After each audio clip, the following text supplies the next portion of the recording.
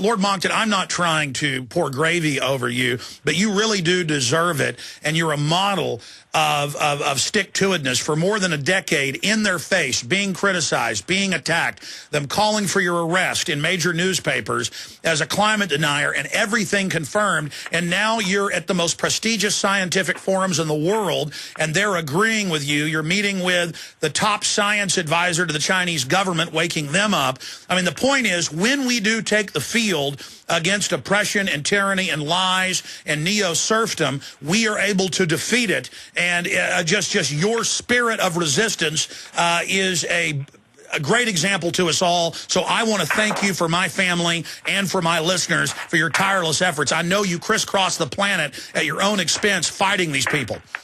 Well, that's very, very kind of you. Not a word of that is really deserved, but it's much appreciated nonetheless. And the thing is that you may remember that a few months ago you were talking about how I get attacked a lot. Yes, they're at this all the time now. They've realized I'm dangerous to them. And so they're now trying to take me apart, first of all, personally, and endless, rather poisonous accusations being made. And now, at last, they're beginning to say, well, let's see if we can attack him scientifically.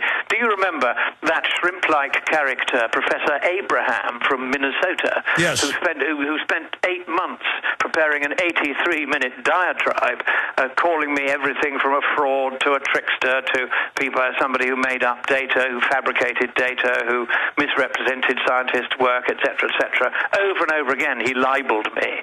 Well, this insignificant character, wholly unworthy to be even the minor associate professor that he is in a two-bit Catholic Bible college in Minnesota, he has now had to back off completely because I produced an 84-page letter refuting every lie that he had put out in his horrible broadcast. And you can still get his horrible broadcast published by this two-bit, three-legged, four-eyed, five-a-side, sixes and sevens, eighth-rate Bible college on its servers. But nobody now takes it seriously. He and the Bible College and the president of the Bible College, a creepy individual who failed to investigate this matter when he was asked to do so, not only by me, but also by many of your own listeners.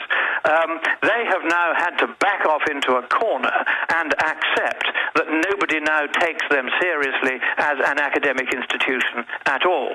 Parents are saying to their children, don't go to that Bible college, St. Thomas Bible College in Minnesota. It's not a fit place for people to get a proper education. You will be taught by liars, frauds, and cheats.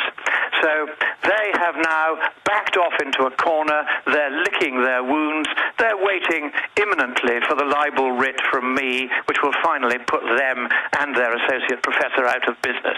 But they have now really had to accept that he lied. They've had to accept that he lied repeatedly. They've had to accept that he and they had a fair chance to have this put right, and they failed to do so when I gave them the chance to do so privately. So now they're treated to gales of laughter all around the world as people read this very detailed, point-by-point, scientific refutation that I have given of this so-called joke professors, this cardboard professors, this prawn-like professors' ridiculous attempt at a scientific attack on me. The guy isn't even a climate scientist.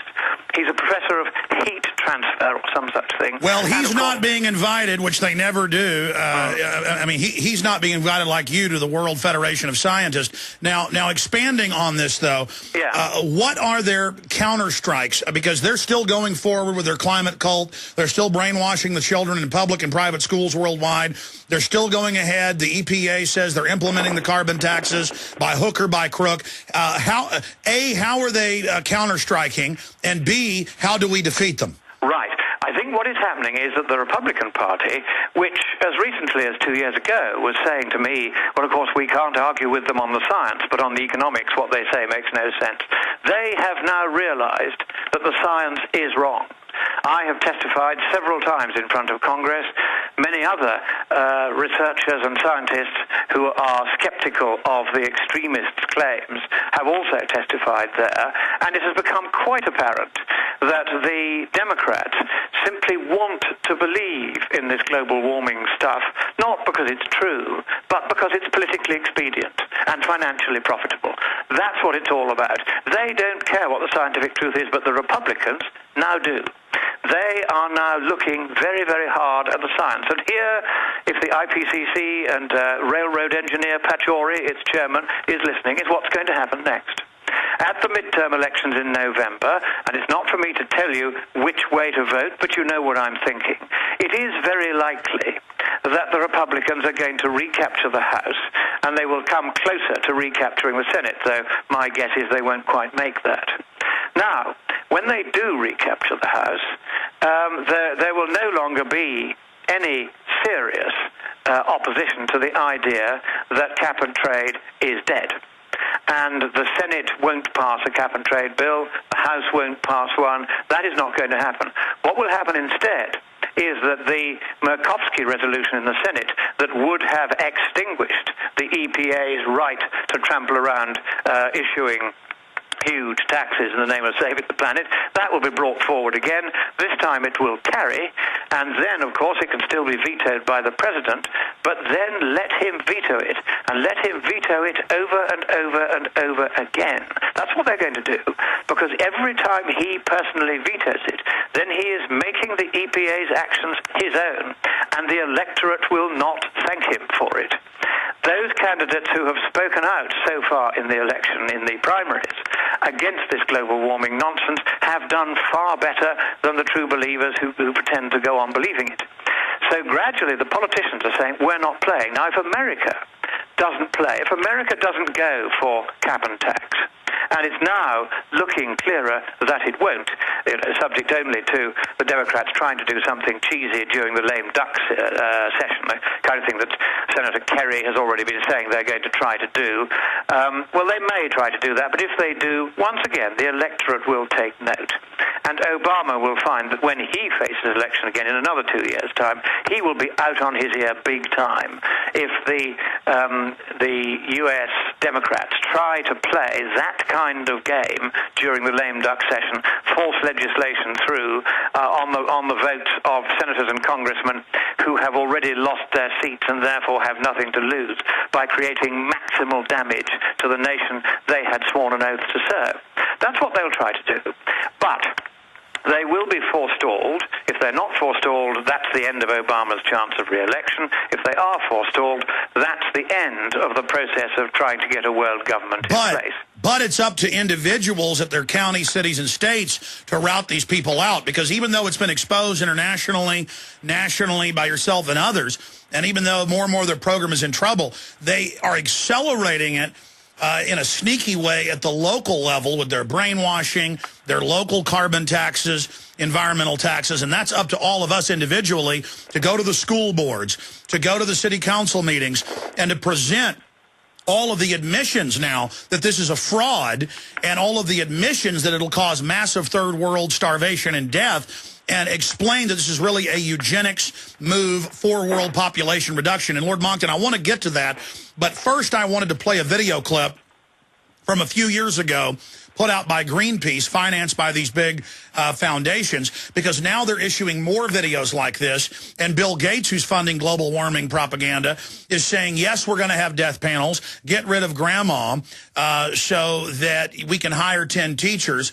So we're more and more seeing that the eugenics crowd, the euthanasia crowd, the environmental crowd, this is all one big group. And I wanted to get your statement on the fact that the New York Times is now coming out telling children in New York Times published workbooks, tattle on your parents, report on them, tell them they shouldn't take a hot bath or shouldn't run the water when they brush their teeth, mirroring what Prince Charles has been saying about don't take a bath, take a shower. I mean, it's so insane. So I wanted to play this chilling clip of this youth sternly telling his parents and adults that we're coming after you. And again, this mirrors all the new press reports of the world's too stupid to accept carbon taxes. We've got to become authoritarian and force this through for the good of the earth. They're now becoming nakedly authoritarian. They're not just calling for your arrest. They're basically insinuating or getting at. I'm inventing words here. They're basically saying we may get violent with you now. Here's that clip.